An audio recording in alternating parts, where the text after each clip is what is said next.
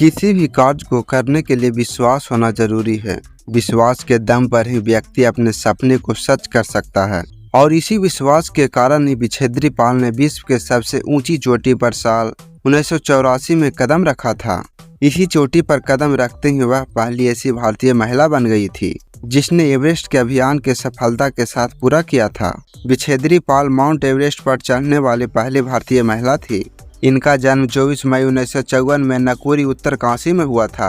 इनका जन्म एक किसान परिवार में हुआ था।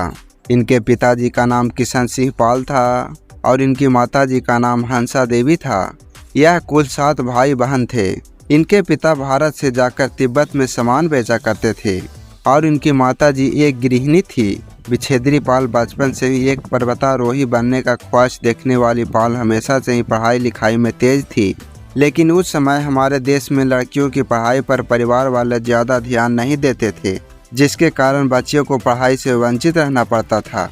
विच्छेद्री पाल के साथ भी कुछ ऐसा ही हुआ। जब उन्होंने अपनी पढ़ाई को जारी रखने की बात अपने पिता के सामने रखी तो उन्होंने आगे की पढ़ाई करवाने से इनकार कर दिया था। पिता से मंजूरी नहीं मिलने के कारण विच्छेद्री पाल काफ़ी परेशान हो गई। बीच में छोड़ने का डर सताने लगा, लेकिन पाल की माँ जानती थी कि पाल अपने जीवन में कुछ अलग करने का सपना देखती है और पाल के इन्हीं सपनों को पूरा करवाने के लिए इनकी मां ने पाल के पिता को समझाया कि वह पाल को आगे की पढ़ाई करने की अनुमति दे दी। जिसके बाद पाल के पिता ने पाल को आगे की पढ़ाई करने के लिए अनुमति दे दी।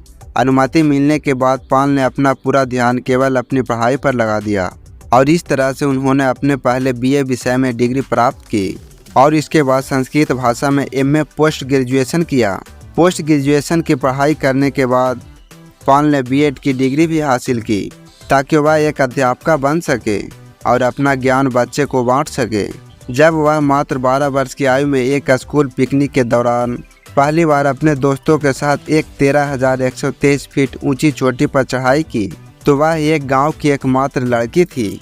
अपना स्नातक पूर्ण कर ली, जिसके बाद उन्होंने संस्कृत में एमए और फिर शिक्षा की नौकरी प्राप्त करने के लिए बीएड का प्रशिक्षण किया। इतना सब कुछ करने के बाद भी कितने मेधावी और प्रतिभाशाली महिलाओं को उम्मीद के विपरीत कोई ज़्यादा अच्छी नौकरी नहीं मिली। इन्होंने अपनी पढ़ाई बीएड तक की।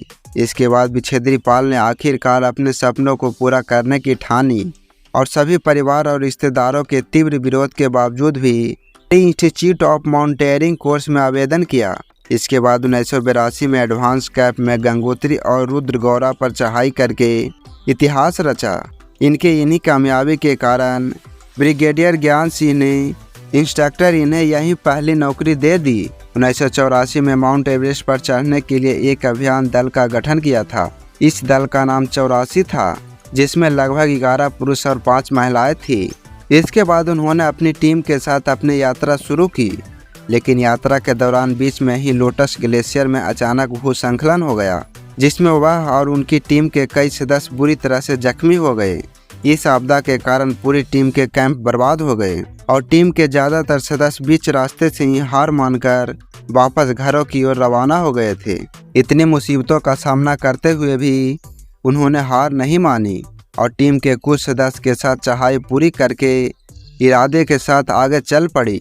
उन्होंने अपनी टीम के साथ 23 मई 1984 के दिन 1:07 पर 29,028 फीट की ऊंचाई पर मौजूद सागर माथा पर भारत का झंडा लहरा दिया और माउंट एवरेस्ट पर अपनी जीत की कहानी लिखी।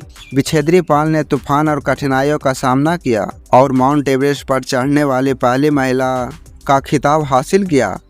इतना बड़ा मुकाम हासिल करके विच्छेद्री पाल ने लोगों के लिए एक उदाहरण प्रस्तुत किया है। इसके अलावा विच्छेद्री पाल ने कई अचीवमेंट हासिल किए हैं, जैसे 1984 में भारतीय पर्वतारोहण फाउंडेशन ने इन्हें गोल्ड मेडल से सम्मानित किया था। सरकार ने भी विच्छेद्री पाल को भी देश के प्रतिष्ठित नागरिक अवार्ड पद्म श्री से सम्मानित किया था। विच्छेद्री पाल को 1986 में अर्जुना अवार्ड से सम्मानित किया गया था। उत्तर प्रदेश के शिक्षा विभाग ने भी विच्छेद्री पाल को गोल्ड पदक से भी नवाजा था। विच्छेद्री पाल ने आपदा राहत और समाज सेवा के क्षेत्र में भी कई अहम योगदान दिए हैं। इन्होंने वर्ष 2000 में पहली बार गुजरात में आए भूकंप के बाद त्रासदी से आम लोगों की मदद के लिए कुछ पर्वतारोही वॉलंटियर की टीम बनाकर लगभग 1.5 महीने तक जरूर से जुड़ी वस्तुएं प्रदान करवाई, अपनी सेवाएं प्रदान की। इसके बाद उन्होंने 2006 में उड़ीसा में आई भयंकर चक्रवात से प्रभावित जिलों में लोगों को अपनी टीम के साथ राहत सामग्री इत्यादि पहुंचाने की सेवाएं दी। इसके बाद 2013 में उन्होंने उत्तराखंड में आई भयंकर प्राकृतिक आपदा के बाद अपनी टीम के साथ मिलकर ट्रेनिंग के हुनर और पर्वतीय क्षेत्रों की गहन जानकारी का उपयोग करते हुए लोगों की जान बचाने और मुख्य धारा से कट चुके दूर दराज के इलाकों तक राहत सामग्री पहुंचाने में सशक्त भूमिका निभाई, जिसके कारण इन्हें चारों तरफ से ख्याति प्राप्त हुई। साल 1993 में पाल के नेतृत्व में भारत और नेपाल के एक दल ने सफलतापूर्वक माउंट एवरेस्ट के शिखर की चढ़ाई की थी और इस दल के सभी 7 सदस्य महिलाएं ही थी। माउंट एवरेस्ट के शिखर पर पहुंचने वाले इस दल ने कुल 8 विश्व रिकॉर्ड बनाए थे। इसके बाद साल 1994 में पाल ने एक और इतिहास रच दिया था, जब उन्होंने 3 रॉप्टर के जरिए हरिद्वार से गंगा नदी के आपदा सफर शुरू किया था। यह सफर उन्होंने कलकत्ता तक किया था और इस 2115 किलोमीटर की यात्रा को पाल और उनकी 16 महिलाओं साथियों ने 39 दिनों में पूरा किया था।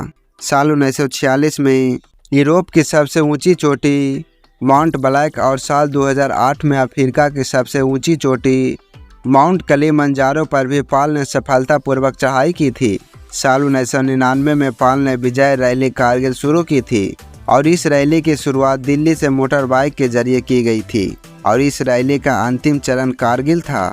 इस रैली में मौजूद सभी सदस्य महिलाएं ही थी और इस रैली का लक्ष्य कारगिल युद्ध में शहीद हुए सैनिकों को श्रद्धांजलि देना था।